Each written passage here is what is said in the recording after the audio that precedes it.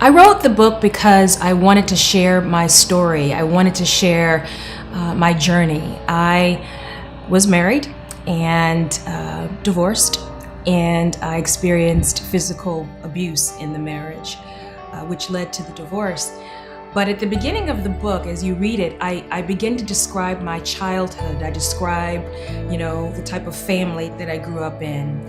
And I grew up in a very ideal situation, if you will. I had a very ideal relationship with my parents. I saw a very godly marriage between my father and my mother. So I had a very sort of sheltered upbringing, if you will.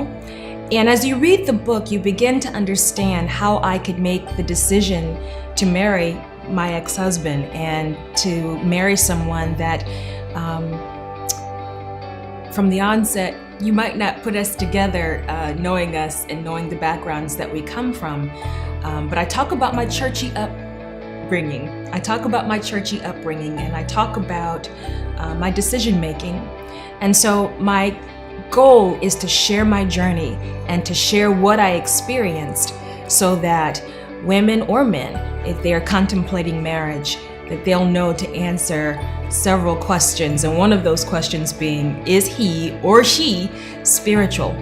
I also talk about my journey because though I went through a very difficult time in 2016, throughout that experience, it was very clear to me, particularly when I wrote about the last chapter of the book, I began to see that through that experience, I was in a controlled environment. And it let me know that God Himself had me in a controlled environment, that there was nothing happening to me that He didn't already know was going to happen. And there are different experiences along the way that remind me and will remind the reader that though you may be in what seems like the most difficult experience of your life, that God is still in control and that He is with you. Particularly when you get to the chapter where I talk about a very powerful experience I have at the Democratic National Convention, you'll see that God is real. I hope this book will accomplish two things. One, for me, it was very cathartic. I'll be completely transparent with you.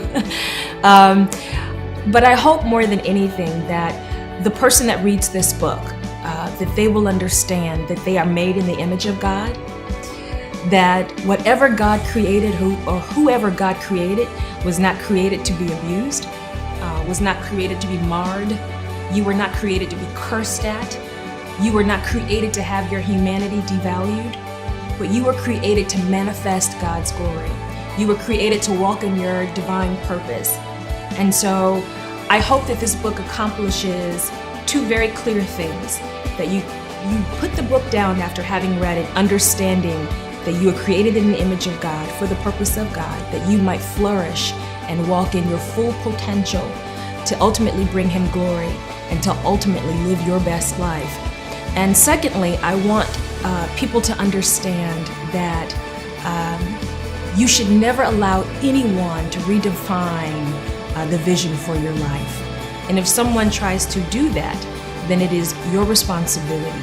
And I think it is your responsibility to God to make sure that you protect the vision for your life. Because oftentimes we think that the vision for our lives just came to us by some drop of our imagination, but that isn't really true. Oftentimes what we're carrying in our hearts, sometimes God Himself put it there. God Himself put that vision there. So I hope that you walk away from this book knowing that your life is important and that you are important to God. Wow, this book is really powerful, and it means to me sharing my purpose with the world and sharing my journey essentially with the world. It's very revealing. I, by nature, am a very private person, and in full disclosure, when it comes to church, I tend to be very private and very much, if you will, to myself.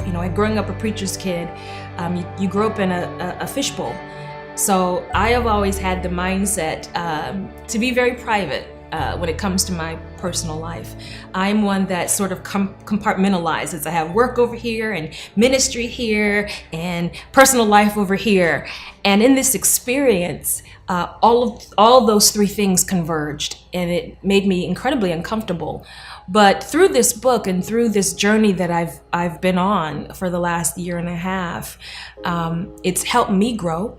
It's helped me sort of examine my pattern of choices that I've made. And it's helped me make some necessary course corrections. And if I can do all of that and walk in purpose and share my story so that some young man or some woman or mature man or mature woman, if you will, does not make the same mistakes that I made, then I fulfilled my purpose. And if that purpose is demonstrating that you are important to God and that your purpose in God is more important than anything else, if I can help you to see that, then I fulfilled my purpose. And my purpose, again, and what I hope to accomplish in this book, is that you see your value and your self-worth, and that my story helps you see how important God is to you and how important you are to Him. The major takeaway, what a great question. I hope I don't sound redundant, but the key takeaway I want for every reader, whether male or female, is that you are created in the image of the Most High God. The Creator created you so that you could create. And anything that stifles your creativity, stifles you from fulfilling your purpose and from being your best self, that's not something that you need in your life, or that is not someone you need in your life.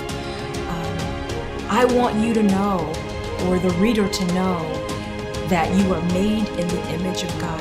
His imprint is on you. Therefore, you are not to be devalued. You are not to be abused.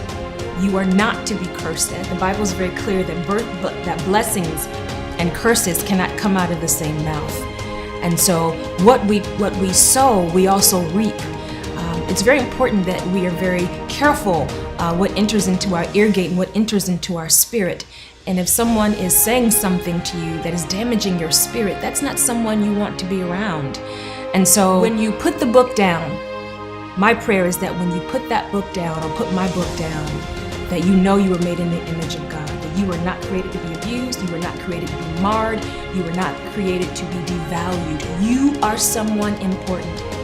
And that the second thing I hope that my book accomplishes is that you know that there is a question that needs to be answered in the affirmative, particularly for women, because women, we are socialized to grow up and be married. And that is he spiritual? I was fortunate enough to be born into a family where my father is and still is a very godly man. My brother is a godly man. So the images around me reinforce how I was supposed to be treated. So I was blessed to be born into a family where my self-esteem was uplifted and blessed and nurtured. And I talk about that in the early chapters of the book, how the images around me supported being very healthy, having a healthy self-esteem, understanding that I was created to give, not just to get. So I was blessed from the time I was a little girl. My father told me I was a princess. My father told me who I was. He affirmed me. So when I wrote the book, and I wrote the book with that in mind, but when I finished writing the book, or maybe midstream is probably more an accurate depiction, when I started writing the book and I got midstream in the book, I realized that though I had this horrible experience, I really was blessed. I was blessed because I had a father from the time I was born tell me and affirm me and tell me who I was. And because I know who I was and whose I was, I knew enough that what I had experienced was not God's best. And so I had a moment, with God as I was praying, and I said to myself, what about the woman who did not have a father affirm her?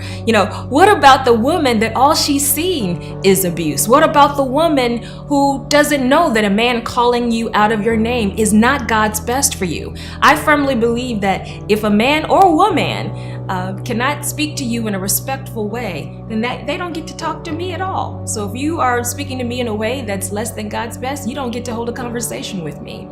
And so I think that if women would hold themselves and hold their potential partners to a high standard, I think some of the abuse, whether it's physical or emotional or verbal abuse, they would not experience it. I firmly believe that we train people how to treat us. And I believe that men, this is particularly for women, men will rise to the standard you set for them. So if you set the standard that he can talk to you any old kind of way, that's what he'll do. So I pray that as you read, is he spiritual, that you'll be able to answer the question in the affirmative if you're already married or if you're contemplating marriage. So be blessed. And know that if you have to sort of part ways, just know that, some people can be replaced. Ooh, that was bold.